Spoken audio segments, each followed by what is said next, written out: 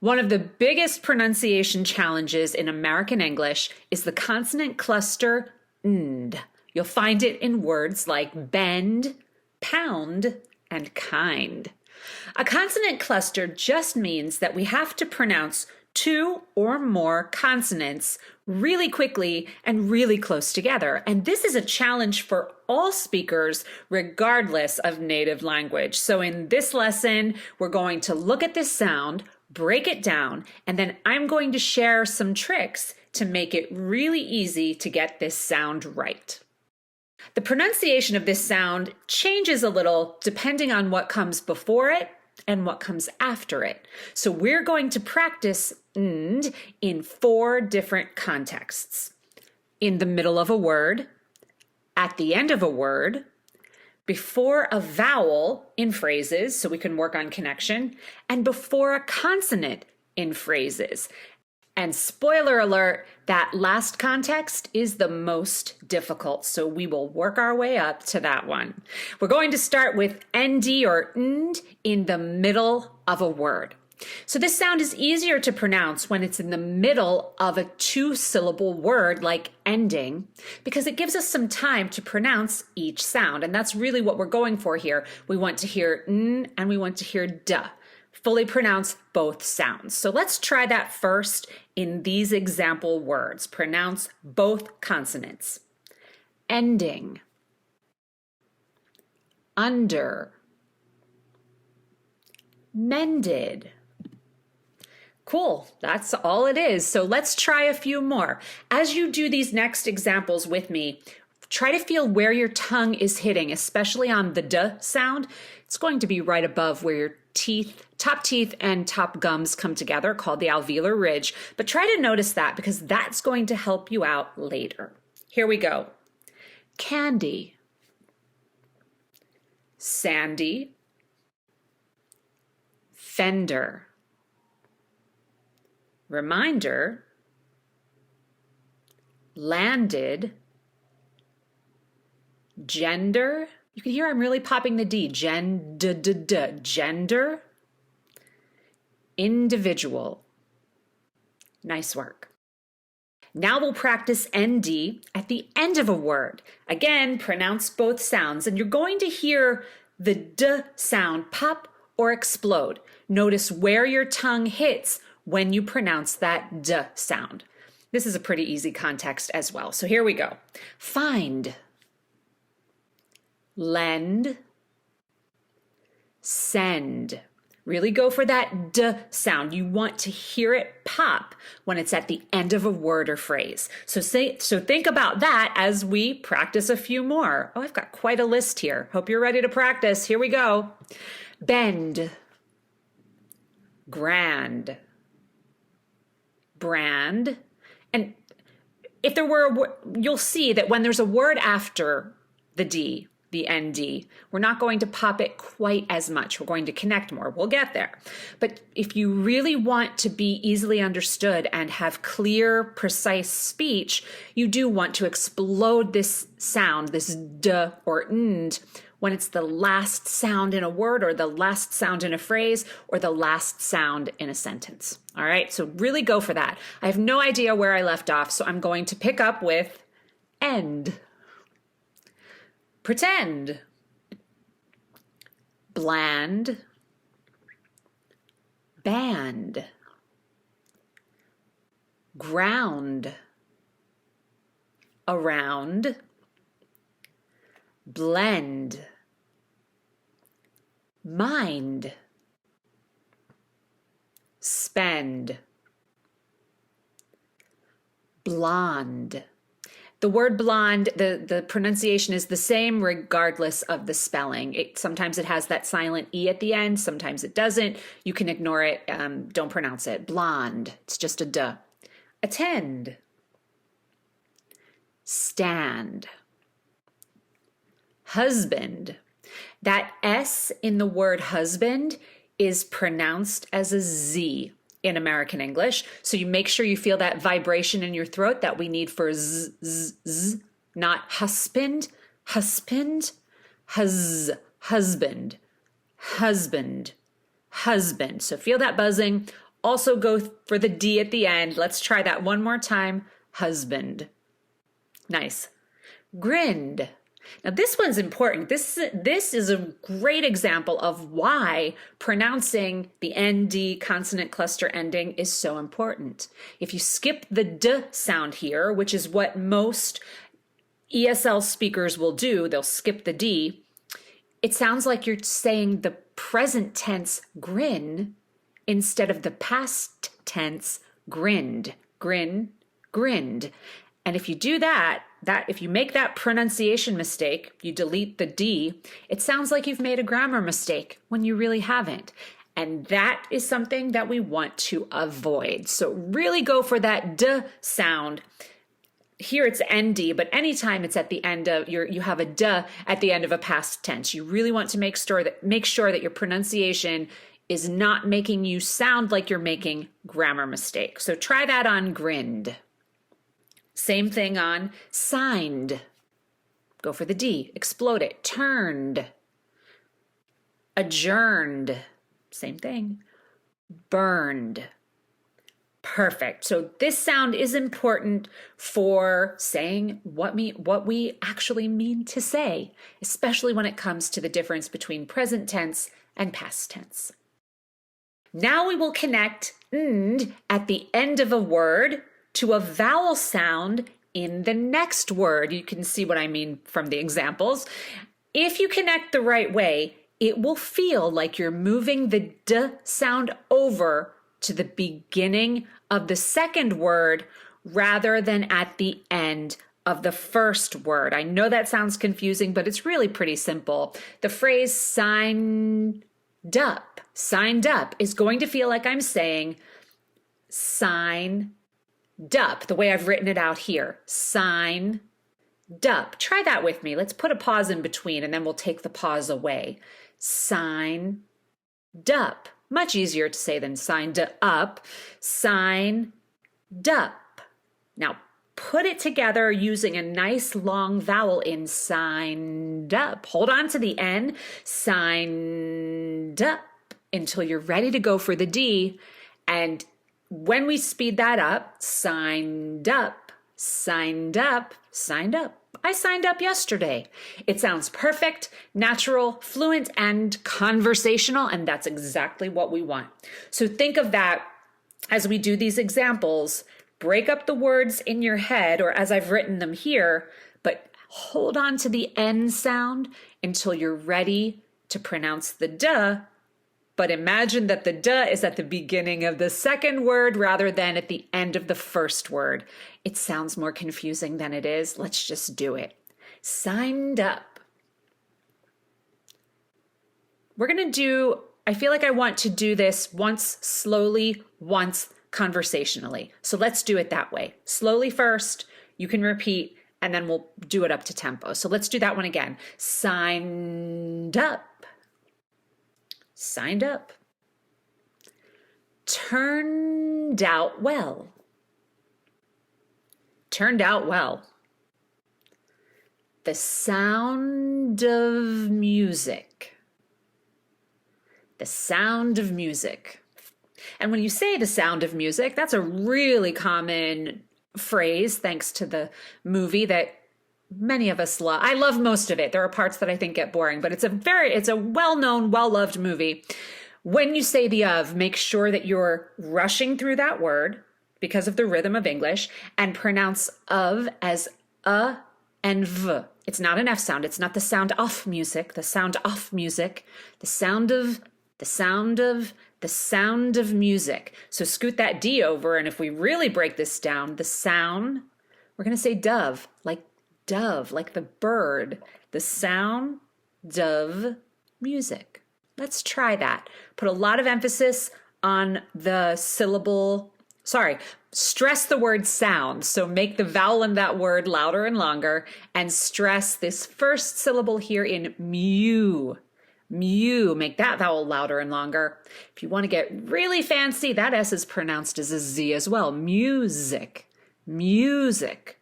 So lots to practice in this phrase as far as rhythm, pronunciation, connection. Let's put it all together once slowly. The sound of music. I'll speed it up. The sound of music. The sound of music. All right, enough on that one. Let's do a few more phrases. Continue to fully pronounce that duh sound, even though you're scooting it over to be in your head, to be at the beginning of the second word. Here we go. Made a grand entrance. Made a grand entrance. Listened in on the conversation. That one could be very difficult if we didn't connect. To say listened in is much harder than scooting the D over. Listen, din.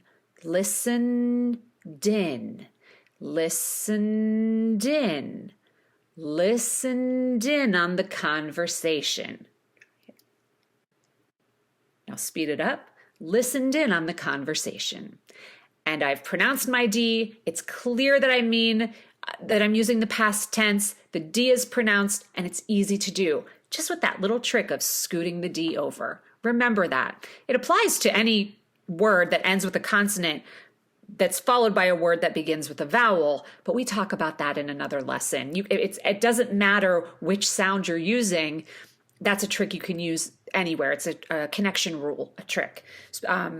But I don't want to go off on a tangent. You can learn about that in another lesson. I have other lessons on connection. So think about scooting that over. It's really, really helpful, and it makes speaking so much more fluent and so much easier. So here we go, a few more. Learned a new language. Learned a new language. Send a reminder. Send a reminder. Good. Sustaining that N when we do it slowly really helps. Husband and wife. And then you just speed it up. Husband and wife. Turned around. Turned around. A pound of, there's our dove again. A pound of salami. A pound of salami. Planned a vacation. Planned a vacation. Good idea. Stand up. Stand up. That's a good one for intonation. Let's try, just for fun, 3 different intonations on the word stand up. Stand up. Stand up. I like my students to play in our private sessions. I really like them to play around with different intonations that reflect different meanings. So what I just did was a statement, a question, and then I don't know what you'd call it, something more insistent. So let's try that again. Make it a statement. You're going to go down in pitch at the end. Stand up. Good. And to make it a question, stand up. You go up in pitch at the end as opposed to the statement going down. Stand up. You meant stand up? Try that. Stand up. Now let's make it, I guess it would be an exclamation because we're going to put more excitement behind it, or be more insistent. Stand up. And we go really high in pitch there. Stand up. Good. Tons of different, there's not one perfect way, there's not a wrong way, but the more you play with those different intonations, changing your pitch, going up and down in pitch, the more interesting you will be to listen to. So always practice that. Anytime you're practicing with this type of repetition, if you can add the different intonations, you'll get more out of your practice. There's a good tip for you. Okay, the trend of the moment. The trend of the moment. A screened-in porch. A screened-in porch. That's a not so common situation where we put emphasis on we don't emphasize the word a, we turn that into and rush through it, but we emphasize the rest of the words in that phrase, which is interesting. A screened-in porch. Normally it alternates. Anyway, that's a good one to practice too. A screened-in porch. Hidden behind a wall. Hidden behind a wall. Perfect. Let's move on to our last context, the hard one. And before a consonant in a phrase. This is the hard one, but we have 2 choices here. We can skip the D completely, or we can pronounce it, but not explode it. So here's what you need to know. Most modern dialects of American English will just skip the D. They won't pronounce the D or the D sound in this context. So it's totally fine to skip D, not pronounce D in these examples. Totally fine to do that. However, in a true general American accent, or if your goal is to have the most precise speech possible, you want to make sure that you're pronouncing both sounds. And I talked about this before with the past tense and present tense. It is a good idea to at least attempt, let's say, to pronounce the D sound in an ND combination. But if you miss it, it is not the end of the world. Because remember, the general American accent is an invented accent. So this rule I'm telling you, you must pronounce "nd," you must pronounce the D because the general American accent says you should. Well, nobody grows up speaking the general American accent. Anyone who uses it has been trained to do so.